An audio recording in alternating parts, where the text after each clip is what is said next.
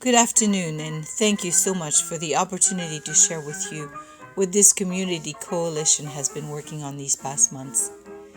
In the summer of 2019, Miami County, Indiana, worth remembering, was preparing to commemorate the centennial of the 19th Amendment, recreating the only suffrage parade to ever take place in Miami County. The Indiana Humanities sponsored several of our activities, and we had just begun to share what we had learned so far when COVID upset the cart. Plans for the traveling exhibit were postponed, plans for the storyteller were postponed, plans for a mystery dinner were shelved as well. The art exhibit scheduled for August as Humanities guest speaker Melissa Gentry also would be. Then just before the governor closed the state, the Humanities suggested we apply for the Preserving Women's Legacy grant that Okra was making available to their Main Street organization throughout the state. Digging into the old local newspapers has opened a deep well of information that triggers all sorts of ideas. We invited Marianne Farnham to join us to discuss the possibility of Rediscover Downtown Peru applying for the grant. Wouldn't it be nice to have a bronze statue of young Marie Edwards with her bike right in front of the library, where it all started? And that is where the story begins. Let me give you the short version.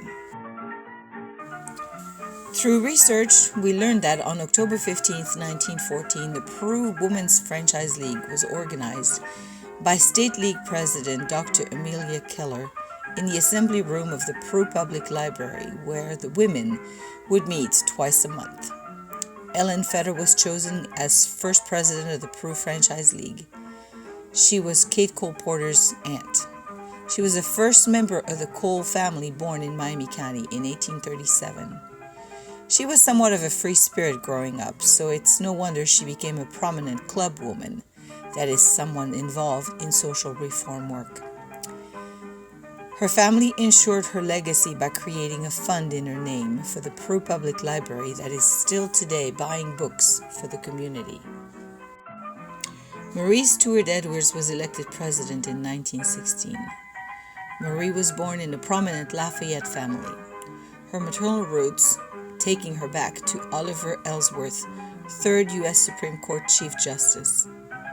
On her father's side, her grandfather served on the state Supreme Court, and had her father not died at the young age of 39, he would likely have had a great career of his own. His brothers were also lawyers in Lafayette and would both serve on the Board of Trustees of Purdue University.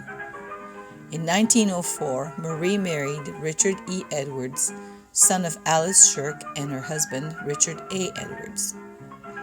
Marie would serve only one term as president of the Peru Franchise League, as in April of 1917, she was elected state president, position she retained for 2 years.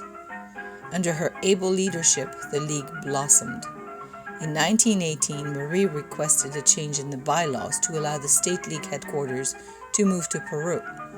For 1 year, the state league was run from her home at 123 West Main Street.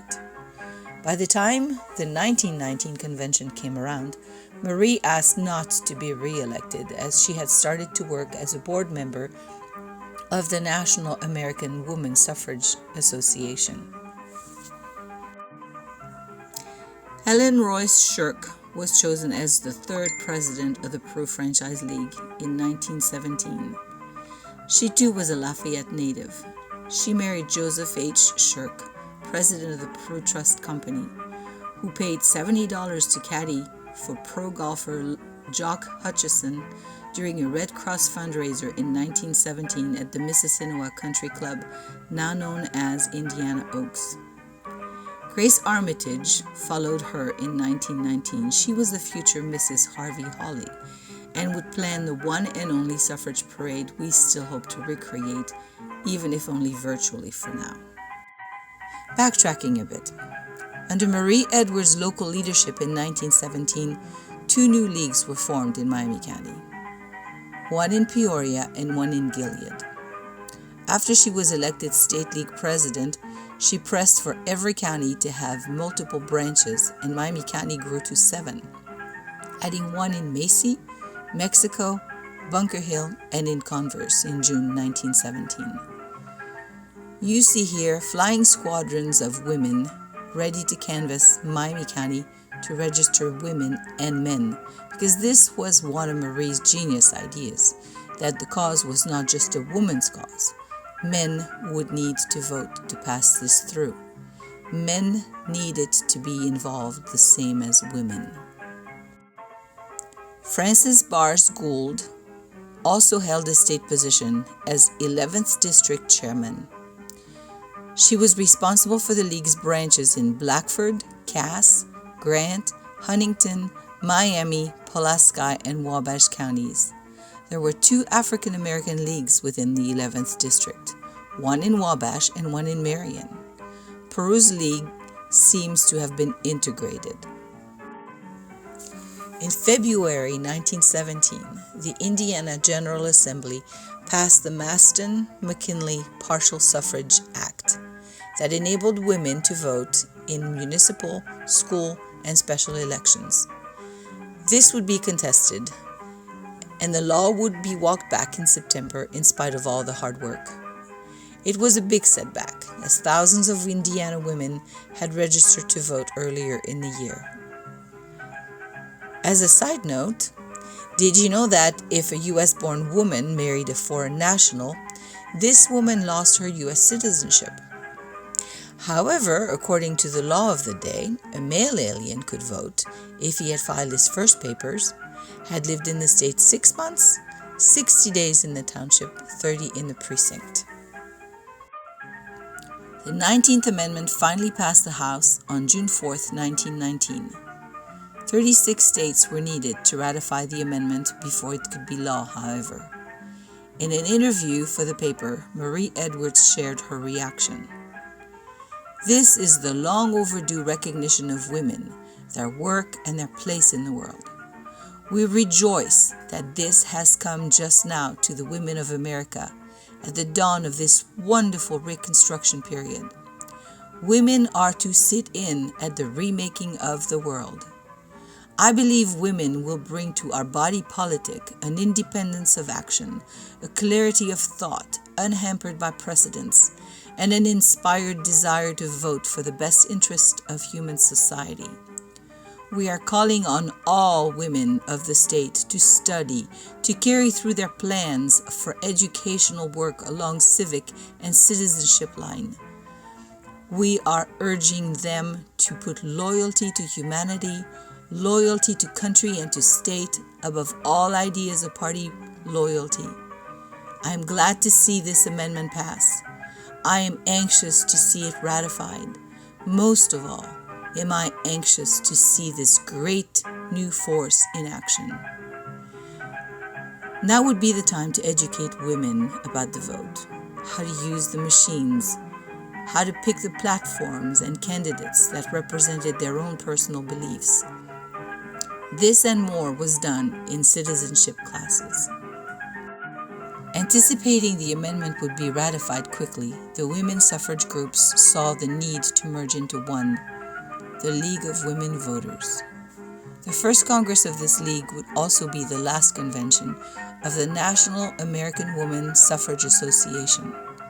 Thousands of women converged on Chicago in February 1920 for a week's worth of events, including the election of new boards and officers. Maud Wood Park would be its first national president, and our own Marie Stewart Edwards its first national treasurer. In 1921, Marie was elected first vice president, and she moved the headquarters of the National League of Women Voters to Peru. From offices located at 26 North Broadway on the second floor of the Home Loans and Savings Bank, she and her staff ran the National Speakers Bureau. From there, they taught citizenship classes, created flyers, pamphlets, and other materials that were printed by the Peru Republican presses. Marie Edwards traveled the country and helped organize many big events, but none bigger than the Pan American Conference of Women in early 1922 in Baltimore. By 1923, she was taken ill and retired from her position as National League First Vice President. She could not keep away long, however. She continued to work with local and state leagues, but she also raised funds for the National League. She was an amazing fundraiser. In 1921, she had collected $80,000 in pledges.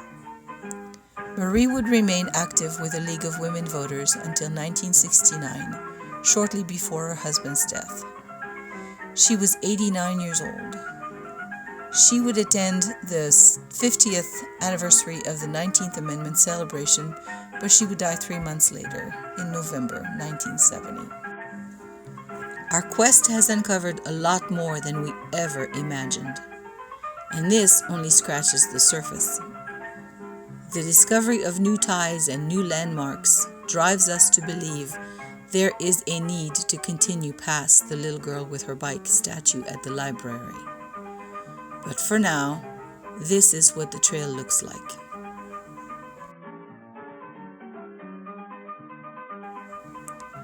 We are adapting to our COVID circumstances and present to you these events that will reintroduce Hoosier women. We hope you will be able to participate with us. Take part in our virtual parade and in person when the time comes. Enjoy professional storyteller Sally Perkins' performance of Digging in Their Heels. Enjoy the presentation honoring the centennial of the creation of the Peru League of Women Voters in December, along with special guest speaker Melissa Gentry, who will tell us more about our Hoosier suffragists. Thank you very much for your time.